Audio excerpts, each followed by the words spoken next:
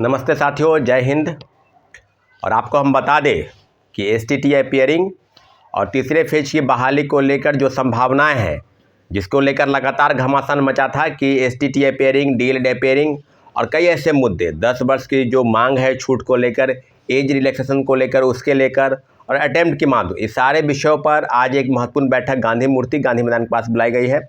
इसलिए आपको अवगत करा दें कि जितने भी समस्याएं हैं सबका समाधान के लिए हम लोग मीटिंग बुलाई है और मीटिंग के माध्यम से ये तय होगा कि आगे क्या करना है, क्योंकि अब जो बातें हैं बिल्कुल अब सप्लीमेंट्री रिजल्ट से लेकर और TRE 1 से लेकर TRE 2 तक जो पूरक परिणाम जारी नहीं हुए और लगातार छात्रों अभ्यर्थियों को धोखा में रखा गया। आपको याद होगा कि प्रथम फेज की बहाली में जो 4700 पद की सूची शिक्षा विभाग ने BPSC को भेजा था और मात्र 2773 लोगों का रिजल्ट शिक्षा विभाग से।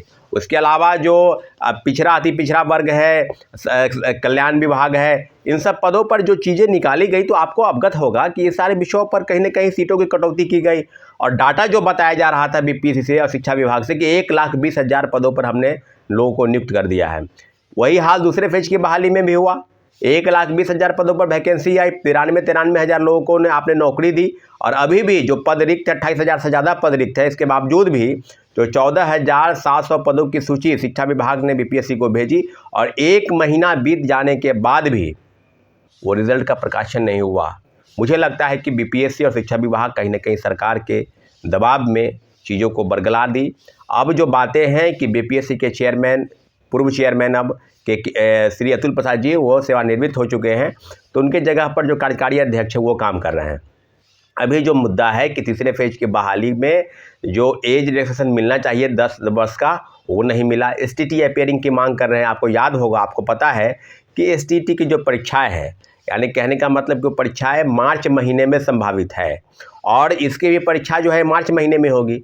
तो अगर उनको एक मौका तो परीक्षा में बैठने का मिल जाता, लेकिन इन सारी समस्याओं पर जब हम लोग 14 फरवरी को बिहार के डिप्टी CM श्री सम्राट चौधरी से मिले, उन्होंने कहा कि हाँ बिल्कुल रूप से हम लोग इस पर मुख्यमंत्री से बात करेंगे, नियोजित शिक्षकों के मामले पर मुख्यमंत्री जी के समक्ष अपनी बातों को रखेंगे।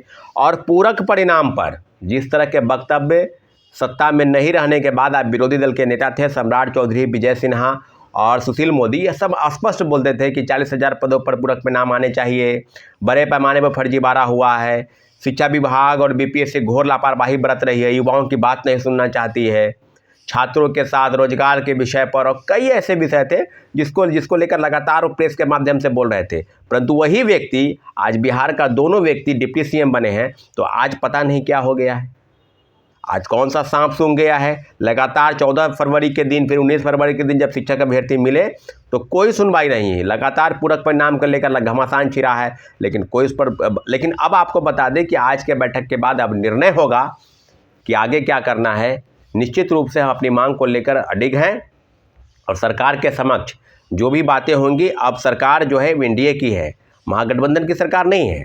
तो अब NDA से सवाल होगा कि क्या आप जो सत्ता में नहीं थे तो जो बात आपने वादा किया, जो बात आप कह रहे थे, और मांग बिल्कुल जायज़ है, पूरक परिणाम की मांग बिल्कुल जायज़ है, STT पेयरिंग, DLED पेयरिंग की मांग बिल्कुल जायज़ है, तो सारे विषय पर आपने चुप्पी मसाद रखी है। 10 वर्ष का एज रिलैक्सेशन मिलना चाहिए। बहाली 2021, 2011 में, 2019 में STT की परीक्षाएं हुई। अभी हाल में ही लगातार 2 बार परीक्षाएं हुई, लेकिन उसके पहले तो परीक्षाएं नहीं हुई। लगभग 10 वर्ष के अंतराल के बाद परीक्षाएं होती थी।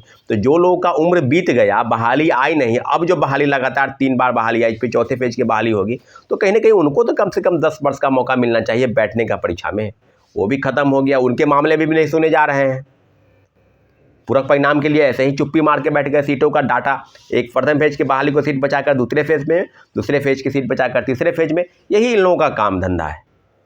और जिस तरह से ACS के पाठक जो शिक्षा विभाग के सचिव हैं, अपर मुख्य सचिव, और किस तरह का वक्तव्य दे रहे हैं शिक्षकों के सम्मान में। क्या उनको लाइसेंस मिला है? आप किसी विभाग के सचिव हैं, आपकी जिम्मेवारी विभाग को चलाने की है, विभाग को बेहतरी के लिए, शिक्षा में बेहतर प्रयास हो।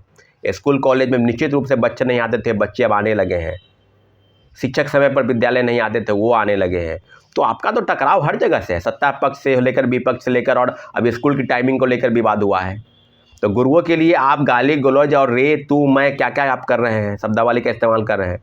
तो ये नाक के बाल जो मुख्यमंत्री जी के बने हैं, मुझे लगता है कि गले के फांस बन गए हैं। इनको जल्द से पद पर हटाने की ज़रूरत है। ऐसे सन की IAS अफसर को जो अपने आप को तानाशाही रवैया अपना रहा है, अपने आप को हिटलर मान रहा है, ऐसे अफसर को जल्द से जल्द पद से बने रहने का कोई औचित्य नहीं है। इसलिए आज पूरक परिणाम को लेकर, एसटीटी अपियरिंग को लेकर गांधी मूर्ति गांधी मैदान पर जो बैठक बुलाई गई है उसमें सभी शिक्षक अभ्यर्थी मौजूद रहेंगे और अपनी बातों को हम लोग आगे तक ले जाएंगे। क्या करना है, नहीं करना है, किन किन विषयों पर बातचीत होगी, निश्चित रूप से हमारे चैनल को अपने सब्सक्राइब नहीं किया तो प्लीज़ सब्सक्राइब कर दें और लाइक शेयर करें ताकि हमारी बात आप तक पहुंच सके और आपकी जो समस्या है उसका समाधान करने के लिए मेरा जो प्रयास है उसमें मुझे सफलता मिले। ठीक है साथियों, धन्यवाद। जय हिंद।